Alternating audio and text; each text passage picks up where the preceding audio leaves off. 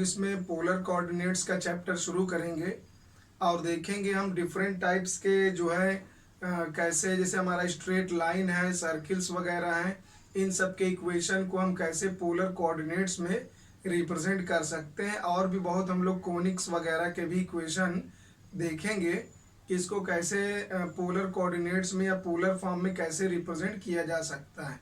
तो उसके लिए हम लोग को ये समझना होगा कि हम लोग जैसे कार्टेशियन सिस्टम में किसी भी पॉइंट को एक प्लेन में प्लॉट कर सकते हैं, किसी भी पॉइंट को लोकेट करने के लिए हम लोग एक्स और वाई कोऑर्डिनेट का यूज़ करते हैं, बिल्कुल वैसे ही पोलर कोऑर्डिनेट का भी इस्तेमाल किया जाता है। एक प्लेन में किसी भी पॉइंट को लोकेट करने के लिए हम लोग पोलर कोऑर्डिनेट का भी यूज़ कर सकते हैं। तो देखते हैं पोलर कोऑर्डिनेट्स क्या होते हैं और कैसे किसी भी डिफरेंट पॉइंट को, एक इंडिविजुअल पॉइंट को कैसे हम लोग प्लेन में लोकेट कर सकते हैं। तो पोलर कोऑर्डिनेट्स क्या हैं उसको हम लोग देखेंगे सबसे पहले। तो सबसे पहले हमारा टॉपिक है polar coordinates of a point. जैसे हमें कोई भी एक पॉइंट गिवन है तो उस पॉइंट के लिए पोलर कोऑर्डिनेट्स क्या होंगे वो हम लोग देखते हैं। जैसे हमें यहाँ पर एक कोई भी पॉइंट दे रखा है, अब इस पॉइंट का हमें पोलर कोऑर्डिनेट बनाना है, तो उसके लिए हम लोग एक फिक्स पॉइंट ले लेते हैं O, और इस फिक्स पॉइंट O को हम लोग बोलते हैं पोल। तो हमारा जो पॉइंट O है फिक्स्ड पॉइंट है, तो O एक क्या है, हमारा फिक्स्ड पॉइंट है और इसको हम लोग क्या बोलते हैं, पोल। और यहाँ से एक हम लोग लाइन ड्रॉ कर लेते हैं OA। तो इस लाइन OA को हम लोग क्या बोलते हैं, इनिशियल लाइन।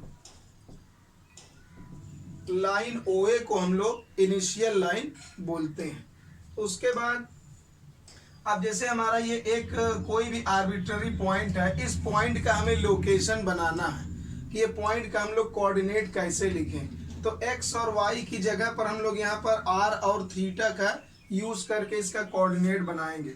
तो जो हमारा फिक्स पॉइंट है, इस फिक्स पॉइंट से पॉइंट P को मिला देना है, और ये जो लेंथ आएगा, ये डिस्टेंस आएगा, इसका नाम हम लोग लिख देते हैं r। और यहाँ ये इनिशियल लाइन से कुछ पॉजिटिव एंगल भी बना रहा है, तो उस पॉजिटिव एंगल को हम लोग लिख देते हैं थीटा। तो इस तरीके से पॉइंट P का कोऑर्डिनेट फिक्स पॉइंट O से जो डिस्टेंस लिया गया है r, और इनिशियल लाइन से ये जितने डिग्री के एंगल पर ये रोटेट हो गया है वो एंगल थीटा। तो इस तरीके से r comma theta point P का पोलर कोऑर्डिनेट है। तो हम लोग को यहाँ पर फिक्स पॉइंट O से पॉइंट P का डिस्टेंस लेकर और इनिशियल लाइन से एंगल मेजर करके पॉइंट P का हम लोग लोकेशन बता सकते हैं। तो r कॉमा थीटा जो है ये पॉइंट P का कोऑर्डिनेट है। यहाँ हमारा जो लाइन OP है, OP मतलब r है, तो इस पॉइंट मतलब जो फिक्स पॉइंट से पॉइंट P का डिस्टेंस है OP मीन्स r, इसको हम लोग रेडियस वेक्टर कहते हैं। ये हमारा रेडियस वेक्टर है, और इनिशियल लाइन से जो एंगल बनाएगा थीटा, उस एंगल को हम लोग वेक्टोरियल एंगल कहते हैं।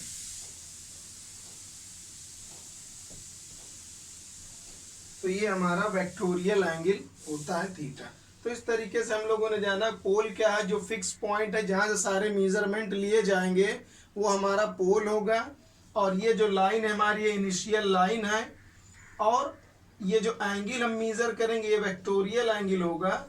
और इस डिस्टेंस को हम लोग क्या बोलेंगे, रेडियस वेक्टर। जिस भी पॉइंट का डिस्टेंस मेजर करना है, लोकेशन लेना है उस पॉइंट का O के रिस्पेक्ट में, उस डिस्टेंस को हम लोग रेडियस वेक्टर कहते हैं। तो पॉइंट P को हम लोग रिप्रेजेंट कर सकते हैं इस तरीके से। अगर हम लोग ओरिजिन के अपोजिट डायरेक्शन में जाएं, जैसे हम लोग एक दूसरा यहाँ पर केस कंसिडर करें, जैसे हम लोग यहाँ पर ले लेते हैं पॉइंट O के, जैसे हमारा यहाँ पॉइंट P है, तो पॉइंट P के अपोजिट डायरेक्शन में हम लोग एक अगर पॉइंट कंसिडर करें P प्राइम, तो जैसे जितना डिस्टेंस ये लिया गया है r, ठीक उतना ही डिस्टेंस हम लोग को O के अपोजिट डायरेक्शन में जाना है। तो ये हो जाता है हमारा माइनस आर, तो ये हमारा निगेटिव आर है, माइनस का आर है ये।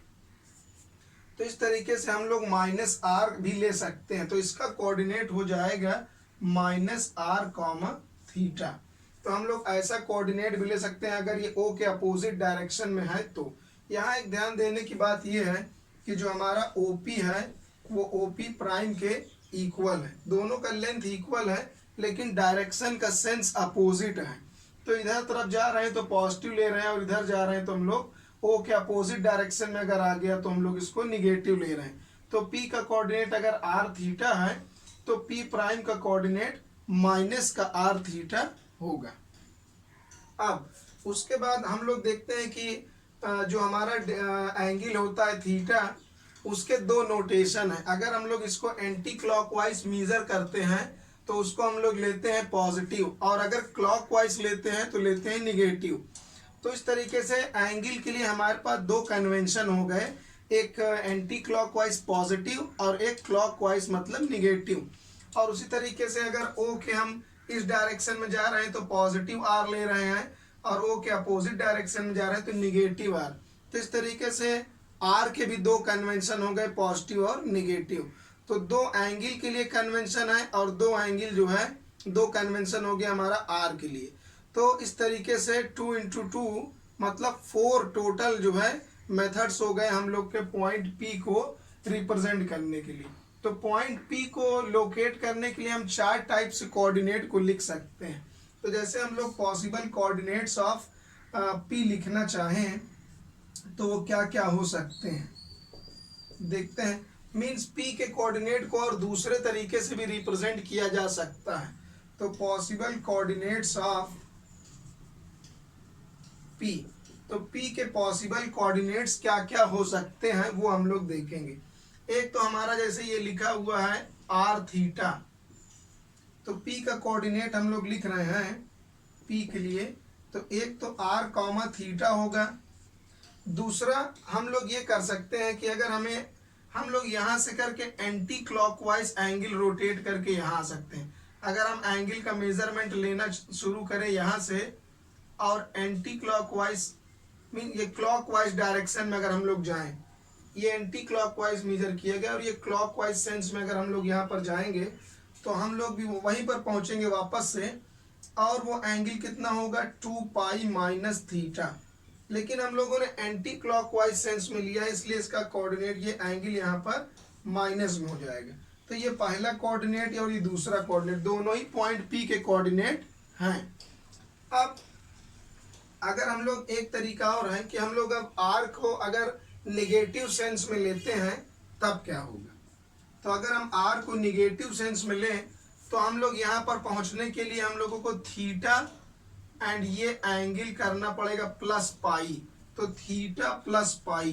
तो एक कोऑर्डिनेट पी का ये भी पॉसिबल है। एंड एक लास्ट कोऑर्डिनेट और हो सकता है, अगर हम लोग यहाँ अपोजिट डायरेक्शन में आए तो ये एंगल हमारा क्या होगा थीटा पाई माइनस थीटा। ये पूरा 180 डिग्री है, इसमें थीटा माइनस करेंगे तो पाई माइनस थीटा। लेकिन हम अपोजिट सेंस में आ रहे हैं तो इसलिए यहाँ पर क्लॉकवाइज में आ रहा है तो माइनस का हो जाएगा। तो एक कोऑर्डिनेट इसका बन जाएगा माइनस आर के साथ माइनस का पाई माइनस थीटा। तो इस तरीके से 4 possible coordinates of point P. तो पी के 4 पॉसिबल कोऑर्डिनेट्स इस तरीके से हो सकते हैं। वैसे ही possible coordinates of P dash कितने होंगे या पी प्राइम कह लें,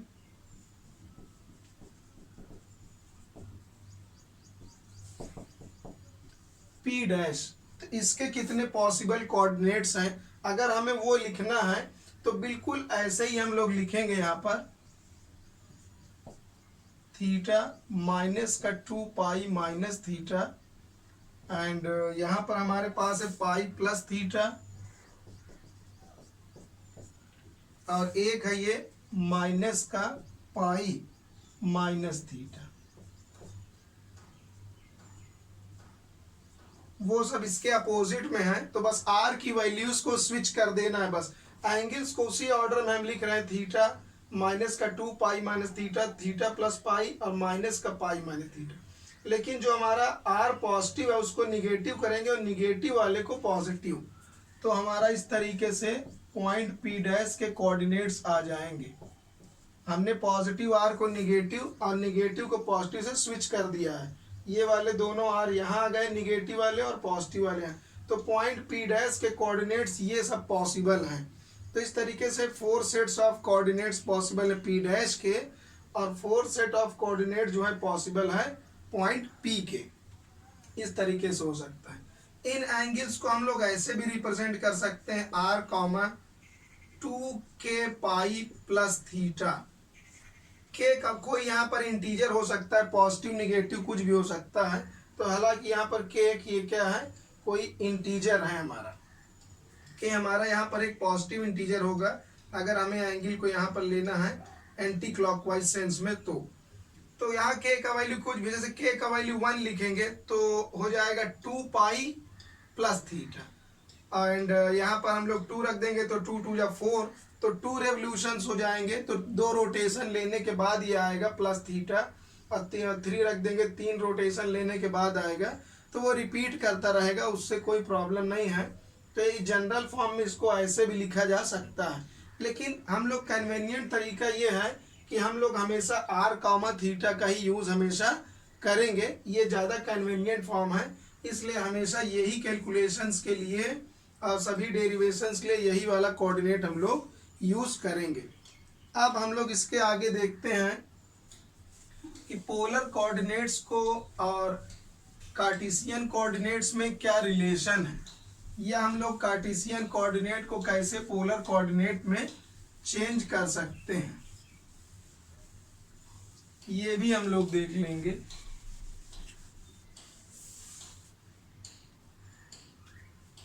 तो इनफैक्ट हम लोग देखेंगे रिलेशन बिटवीन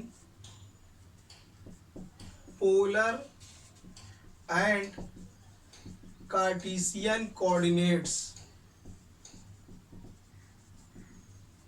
इसमें पोलर कोऑर्डिनेट्स और कार्टेशियन कोऑर्डिनेट्स में हम लोग रिलेशन देखने के लिए, जैसे हम लोग एक कार्टेशियन प्लेन बना लेते हैं, ये हमारा एक्स एक्सिस है, वाई एक्सिस और ये ओरिजिन है। यहाँ पर एक एनी आर्बिट्ररी पॉइंट हम लोग ले लेते हैं पी, कोई भी पॉइंट हमने ले लिया। तो पॉइंट पी के लिए अगर हम लोग कार्टेशियन प्लेन में यहाँ पर अगर आना चाहें तो पहले हमें एक्स एक्सिस के अलॉन्ग डिस्टेंस चलना पड़ेगा, कुछ डिस्टेंस एक्स, और फिर ऊपर वाई एक्सिस के अलॉन्ग चलना पड़ेगा कुछ डिस्टेंस वाई। तब हम लोग पॉइंट पी पर पहुंचेंगे और इसका कोऑर्डिनेट हो जाएगा एक्स कॉमा वाई। लेकिन अगर हमें कार्टेशियन कोऑर्डिनेट्स में इसका कोऑर्डिनेट लिखना है तो ये हमारा पोल बन जाएगा फिक्स पॉइंट।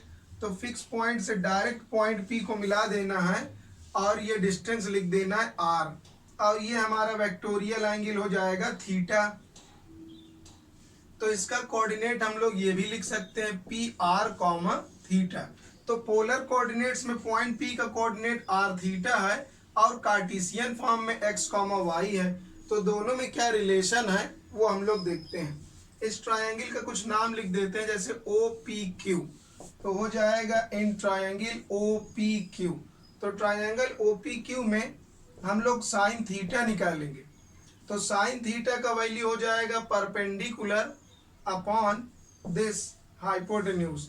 तो y इज इक्वल टू हो जाएगा r साइन थीटा, एंड हम लोग cos थीटा निकालेंगे यहाँ से। तो cos थीटा हो जाएगा x अपॉन r, तो x इज इक्वल टू हो जाएगा r cos थीटा। तो ये हमारा y r और थीटा के टर्म में निकल आया है और x हमारा r और थीटा के टर्म में निकल आ गया।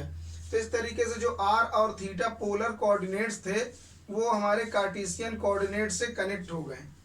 और आल्सो हम लोग ये यहाँ पर देख सकते हैं, अगर हम दोनों का स्क्वायर करें, इक्वेशन 1 का स्क्वायर कर दें और इक्वेशन 2 का स्क्वायर करके ऐड कर दें, दोनों का स्क्वायर करके ऐड कर देना है। तो यहाँ पे हो जाएगा वाई स्क्वायर और इधर हो जाएगा एक्स स्क्वायर, और इसका स्क्वायर करेंगे तो आर स्क्वायर साइन स्क्वायर, और इसका हो जाएगा आर स्क्वायर कॉस स्क्वायर। फिर आर स्क्वायर हम लोग कॉमन ले लेंगे, तो ब्रैकेट में sine square plus cos square का वैल्यू 1। तो r इज इक्वल टू यहाँ पर हो जाएगा अंडर रूट में X square plus Y square. तो ये r और एक्स वाई में रिलेशन है, means r is equal to under root X square plus Y square. And और एक हम लोग और यहाँ पर देख सकते हैं कि अगर हम इक्वेशन 1 को 2 से डिवाइड करें, इक्वेशन 1 को डिवाइड करेंगे हम लोग इक्वेशन 2 से डिवाइड करेंगे तो बनेगा y अपॉन एक्स और r कैंसिल, तो साइन अपॉन कॉस हो जाएगा tan थीटा। तो यहाँ से theta is equal to tan inverse y by X हो जाएगा। तो ये हो जाएगा tan inverse y by X. तो इस तरीके से थीटा को हम लोग tan inverse y by X में लिख सकते हैं। तो ये सब रिलेशंस हम लोग पोलर और कार्टेशियन कोऑर्डिनेट में देख सकते हैं, और जहाँ यूज हो हम लोग इसको कर सकते हैं। अब हम लोग देखेंगे distance between two points in polar coordinate. अगर हम लोग को पोलर कोऑर्डिनेट सिस्टम में दो पॉइंट्स के बीच का डिस्टेंस निकालना है तो वो हम लोग कैसे फाइंड आउट करेंगे।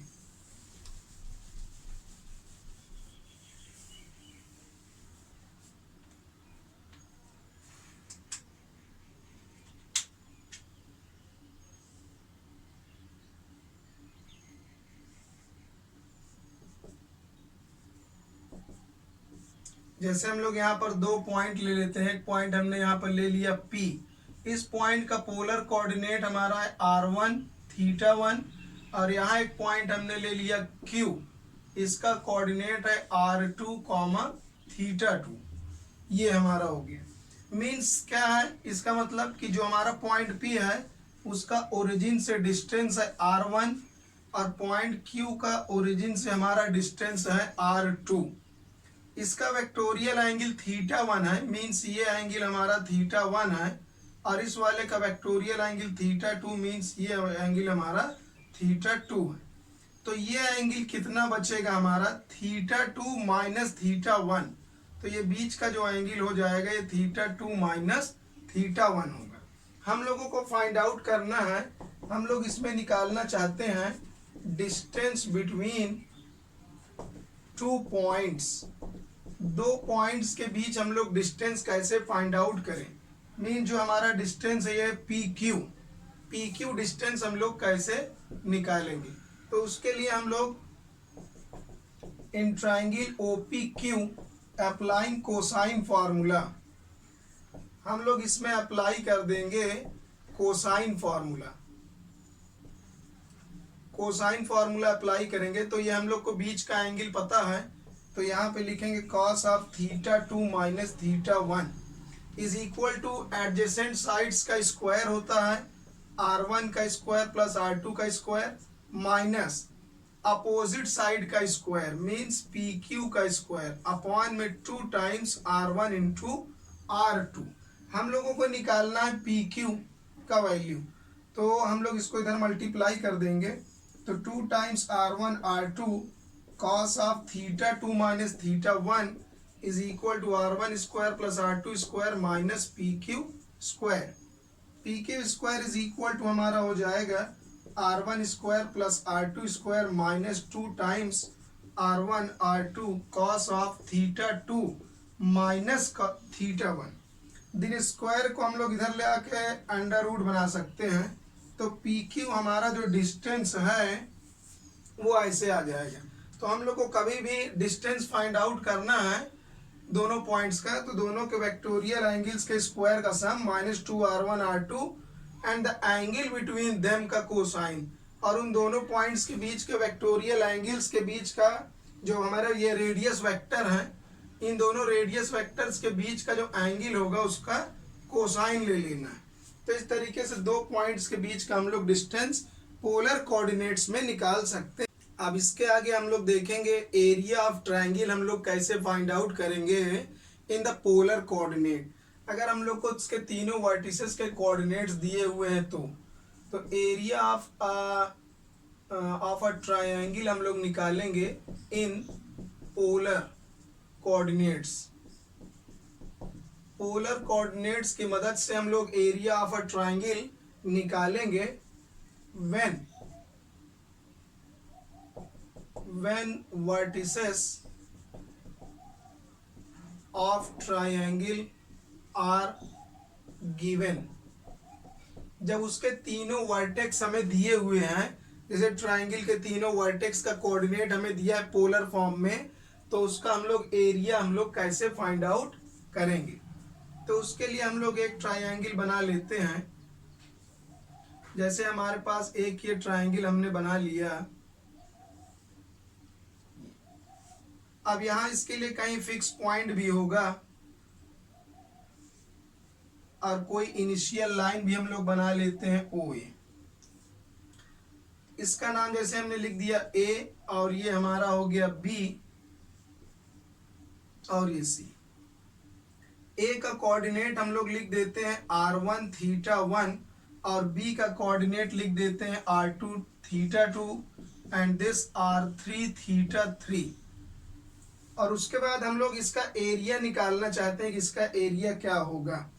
तो हम लोग इसको r1 का मतलब क्या हुआ कि फिक्स पॉइंट से इसका डिस्टेंस जो ये दिया हुआ है ये r1 है, और फिक्स पॉइंट से जो इसका डिस्टेंस ये दिए रखा है कोऑर्डिनेट ये r2 है, और यहाँ से जो इसका फिक्स पॉइंट से डिस्टेंस होगा ये हमारा r3 होगा, ये हमारा r3 है। हम लोगों को फाइंड आउट करना है एरिया ऑफ ट्रायंगल ABC। हम लोग को ये वाला एरिया निकाल कर बताना है कि ये एरिया हमारा कितना होगा। ये रेड वाला पोर्शन जो दिख रहा है, हम लोगों को ये एरिया फाइंड आउट करना है। तो इसके लिए हम लोग ये कर सकते हैं कि हम लोग को निकालना है एरिया ऑफ ट्रायंगल ABC। तो उसके लिए हम लोग कर सकते हैं एरिया ऑफ ट्रायंगल OBC। जो हमारा एरिया OBC है उसमें से हम लोग ये जो छोटा वाला ट्रायंगल दिख रहा है OC, ये हम इसका कुछ नाम लिख दें AO, हाँ OAC ये वाला ट्रायंगल और OAB ये वाला ट्रायंगल, तो पूरे OBC में से ये ट्रायंगल और ये ट्रायंगल हम लोग माइनस कर देंगे। माइनस करेंगे area of triangle OAC and minus करेंगे एरिया ऑफ ट्रायंगल OAB, तो हमारा ABC आ जाएगा।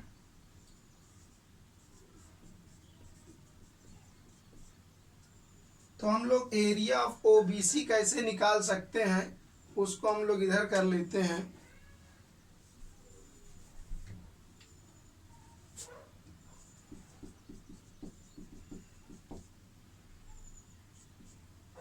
एरिया ऑफ OBC, तो अगर किसी ट्रायंगल का हम लोगों को दो एडजेसेंट साइड दिया है और बीच का एंगल हम लोग को पता है, जैसे हमारे पास एक ट्रायंगल है और इसका हमें ये साइड और ये साइड पता है और बीच का एंगल, तो इसका एरिया कैसे निकालते हैं, हाफ एडजेसेंट साइड्स का प्रोडक्ट और साइन ऑफ थीटा। तो ये फॉर्मूला हम लोग यूज करेंगे।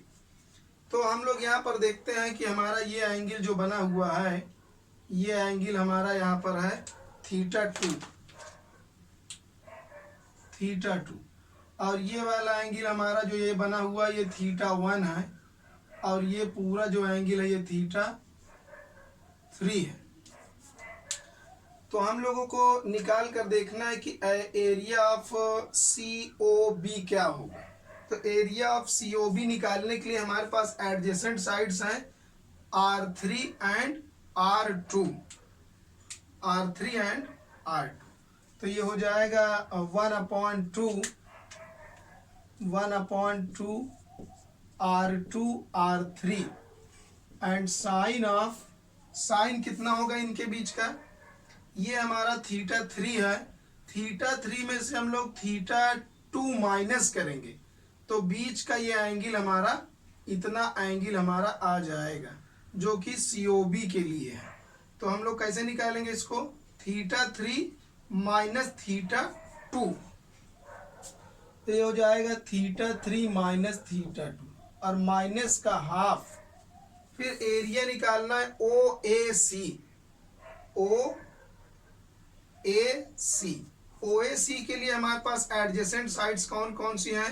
एक हमारे पास ये R1 है, ये हमारा R1 और R3, और इनके बीच का एंगल निकालना होगा। तो बीच का एंगल क्या होगा? R1 और ये हमारा R1 और R3 के बीच का ये एंगल हमें फाइंड आउट करना है। तो ये एंगल हो जाएगा हमारा पूरा बड़ा वाला एंगल R3 में से माइनस करेंगे R1, या तो हम लोग ये दे सकते हैं कि ये है ना 3 और इसका करस्पॉन्डिंग है 1, तो 3 माइनस 1, तो हो जाएगा हमारा ये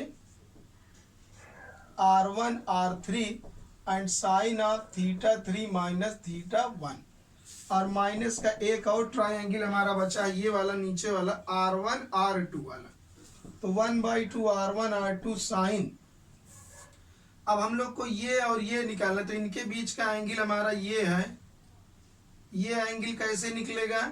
इसके लिए हम लोग करेंगे थीटा 1, ये थीटा 1 हमारा इतना बड़ा पूरा एंगल है यहाँ से लेकर यहाँ तक का, तो थीटा 1 माइनस थीटा 2, वो भी दिख रहा है हमें, ये ऊपर है तो ये बड़ा एंगल होगा और ये छोटा, तो थीटा 1 माइनस थीटा 2। हम लोग थोड़ा सा और रीअरेंज कर सकते हैं, जैसे हम लोग इसको ऑर्डर में लिखेंगे तो हाफ कॉमन ले लेते हैं, पहले 1 2 लिखेंगे R1 R2, और माइनस कॉमन ले लेंगे तो माइनस बाहर आएगा तो ये प्लस में बन जाएगा, तो हम लोग थीटा 1 माइनस थीटा 2 को लिखेंगे theta 2 minus theta 1, minus common ले लेंगे तो पॉजिटिव हो जाएगा, और उसके बाद 1 2 के बाद लिखेंगे 2 3, ये पहले से ही पॉजिटिव है, तो 2 3 and sine theta 3 minus theta 2, और फिर इसको भी पॉजिटिव बनाएंगे और माइनस कॉमन लेंगे तो R3 R1 and sine theta 1 minus theta 3। तो बहुत आसान है, फार्मूला भी याद करना। हाफ बाहर लिखा है, पहले 1 2 फिर 2 3 फिर 3 1, ऑर्डर में है 1 2 2 3 3 1, और इनके एंगल्स को रिवर्स ऑर्डर में लिखना है, 1 2 के साथ 2 1, 2 3 के साथ 3 2 मीन्स 3 माइनस 2, और 3 1 को लिखेंगे 1 माइनस 3। तो इस तरीके से एरिया ऑफ ट्राइंगल हम लोग निकाल सकते हैं अगर इसके तीनों वर्टिसेस हम लोग को पोलर कोऑर्डिनेट्स में। अब इसके आगे हम लोग polar equation of straight line देखेंगे कि अगर एक स्ट्रेट लाइन है तो स्ट्रेट लाइन का पोलर इक्वेशन क्या होगा।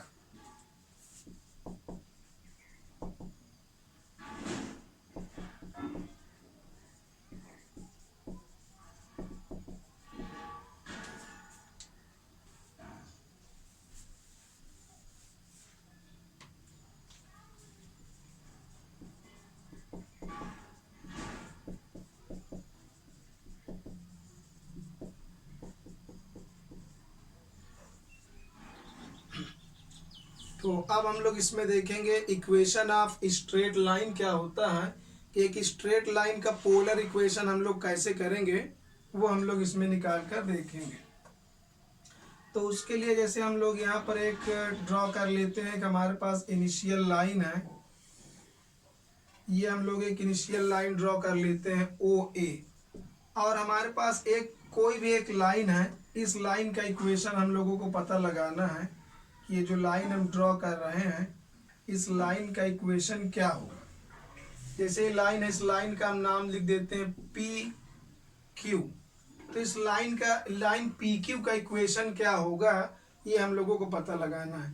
तो उसके लिए हम लोग यहाँ पर फिक्स पॉइंट मीन्स पोल से एक इसके ऊपर हम लोगों ने कोई भी पॉइंट ले रखा है, ये any point on the line है P, और ये भी Q दूसरा पॉइंट है, तो लाइन का नाम हमने PQ लिख दिया। तो कहीं भी हम लोग इसके ऊपर एक पॉइंट अपने से कहीं भी ले सकते हैं, तो हमने एक पॉइंट यहाँ पर P को ही ले लिया, तो हमने ओरिजिन से एक पॉइंट ले लिया P R कॉमा थीटा, तो ये वाला एंगल हमारा, ये हमारा डिस्टेंस R, और ये वाला एंगल हो जाएगा पूरा थीटा। और हम लोग यहाँ से ओरिजिन से इसके ऊपर एक परपेंडिकुलर ड्रॉ करेंगे, मीन्स ये वैसा लाइन का इक्वेशन है जब हम लोग ओरिजिन से इसके ऊपर एक परपेंडिकुलर ड्रॉ करते हैं। तो उसके लिए हम लोग ओरिजिन से यहाँ पर एक परपेंडिकुलर ड्रॉ कर देंगे, और उसके बाद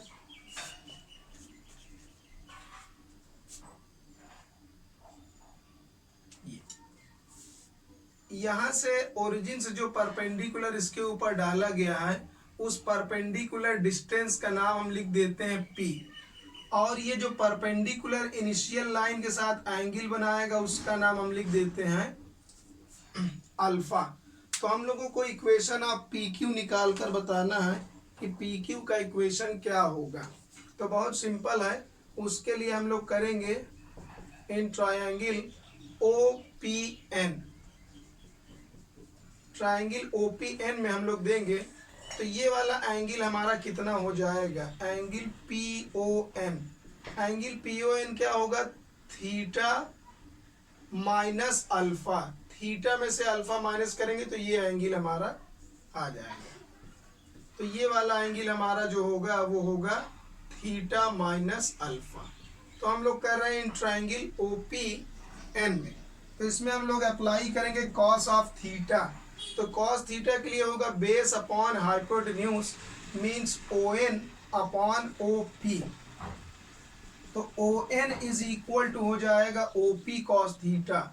ON का मतलब क्या है, हमारे पास यहाँ पर P है और OP का हम लोगों ने रेडियस वेक्टर दिया है R, तो ये हो जाएगा cos theta. Theta means angle, ये एंगल हमारा यहाँ पर कौन सा है, थीटा माइनस अल्फा है। तो ये जो एंगल यहाँ जो भी एंगल होगा वो हम लोग एंगल ले लेंगे थीटा माइनस अल्फा। तो R cos theta minus alpha is equal to हो जाएगा P। ये हमारा लाइन का इक्वेशन है पोलर फॉर्म में, जब ओरिजिन से लाइन के ऊपर परपेंडिकुलर गिवन है P तब के लिए। इसके कुछ स्पेशल केसेस भी हैं, वो भी हम लोग देखेंगे। इसके कुछ स्पेशल केसेस भी हैं, जैसे फर्स्ट है व्हेन लाइन पासेस थ्रू पोल। तो इसका हम लोग केस 1 कंसिडर करेंगे, स्पेशल केस, कि जब हमारा लाइन पोल से पास होता है। अगर हमारी ये लाइन जो PQ है, अगर ये लाइन हमारा पोल से पास होने लगेगा ऐसे, यहाँ से अगर हमारी लाइन पोल से पास होने लगेगी तो क्या होगा, तो इसके ऊपर जो परपेंडिकुलर O से डाला गया है P वो 0 हो जाएगा, क्योंकि ये लाइन खुद ही ओरिजिन से पास हो रही है। तो O से इसके ऊपर कोई परपेंडिकुलर डालेंगे तो उसका लेंथ 0 होगा। तो इन this case P will be 0। तो सो दैट, तो इसमें P जो है क्या हो जाएगा, 0 हो जाएगा। तो हम लोग यहाँ पर P की जगह 0 डाल देंगे। तो R cos theta minus alpha is equal to 0। तो cos of theta minus alpha is equal to 0 हो जाएगा। cos थीटा माइनस अल्फा का वैल्यू 0 मीन्स cos ऑफ ये theta minus alpha is equal to 0 कब होता है, cos पाई बाई 2 पर। तो यहाँ 90 डिग्री लिख देंगे पाई बाई 2। एंगल्स को कंपेयर करेंगे तो theta minus alpha is equal to pi by 2, तो theta is equal to alpha plus pi by 2 होगा। यही इसका रिक्वायर्ड इक्वेशन होगा। इस तरीके से थीटा यहाँ पर क्या है, कोई भी एक arbitrary point on the line है उसका वेक्टोरियल एंगल है, और अल्फा क्या है, हमारा लाइन पर परपेंडिकुलर जो ड्रॉ किया गया है ओरिजिन से उसका ये वेक्टोरियल एंगल गिवन है। केस 2 हम लोग देखेंगे इसमें, when line is perpendicular to initial line. जो हमारी ये लाइन है वो इनिशियल लाइन के परपेंडिकुलर हो जाए। अगर हमारी ये लाइन PQ, अगर हम इसको ऐसे रोटेट करके परपेंडिकुलर कर देंगे तो उस टाइम जो हमारा अल्फा होगा वो 0 डिग्री हो जाएगा, क्योंकि ये हमारा जो लाइन है वो ऐसे परपेंडिकुलर आ जाएगा।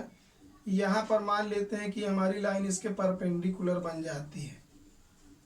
तो जब लाइन हमारी ऐसे परपेंडिकुलर हो जाएगी तो यहाँ से जब नॉर्मल डालेंगे इसके ऊपर तो ये हमारा एंगल क्या हो जाएगा, 0 डिग्री, या तो पाई भी हो सकता है। अगर हमारा ये लाइन अगर इस साइड ड्रॉ करेंगे तो हम लोग फिर ऐसे पाई एंगल लेंगे, पाई। तो अगर 0 के हम लोग इधर तरफ आ जाएंगे मीन्स लेफ्ट में, तो पाई लेना होगा और राइट में 0 लेना होगा। तो अल्फा का वैल्यू क्या हो जाएगा, in this case alpha is equal to 0 और पाई हो सकता है। तो हम लोग यहाँ पर जो हमारा जनरल इक्वेशन ये है इसमें हम लोग पुट कर देंगे। तो cos of theta minus alpha की जगह हम लोग लिख देंगे 0 इज इक्वल टू पी। तो R cos theta is equal to P ये बन जाएगा जब हमारा ये लाइन ओरिजिन के इस साइड है तब के लिए, ओरिजिन के इधर राइट में परपेंडिकुलर है तब, और जब हमारा एक ये होगा थीटा माइनस पाई लेंगे तो हो जाएगा पी। तो ये हो जाएगा minus of cos theta is equal to P. तो R cos theta is equal to हो जाएगा माइनस पी। तो ये माइनस पी कब के लिए, जब हमारा ये लाइन इस साइड आ जाएगा, मीन्स ओरिजिन के हमारे या पोल के इधर लेफ्ट में आ जाएगा, तो माइनस पी ये बन जाएगा। तो ये वैल्यू थीटा और पाई लेफ्ट राइट के अकॉर्डिंग जो हमारा 0 और पाई है वो वैरी करेगा। इसका हम लोग एक स्पेशल केस और देख सकते हैं कि व्हेन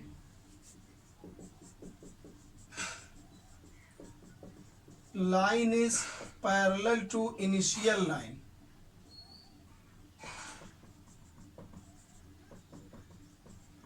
जब हमारी लाइन इनिशियल लाइन के पैरेलल हो, अगर हमारी ये लाइन इनिशियल लाइन के ऐसे पैरेलल हो जाएगी,